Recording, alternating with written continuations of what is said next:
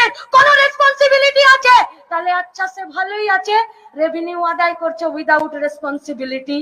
ওরা বলে যে তোমরা কি করতে চাও, আমরা বলছি যে রবিবারের ম্যাচটাকে দেখে নিন, অনবদ্য ম্যাচ হলো, যেমন বোলিং হলো তেমনি ব্যাটিং হলো, আর জিতে গেল ইন্ডিয়া। এটার থেকেও বড় ব্যাপার হলো বেশ কয়েকদিন ধরে বিরাট কোহলি অফ ফর্মে ছিল, রান পাচ্ছিল না, তার সেঞ্চুরিটা হলো আর ভারতের জিতটাকে নিশ্চিত করলো। ফিরে ওই কথায় প্রমাণিত হলো, form is temporary, class is permanent.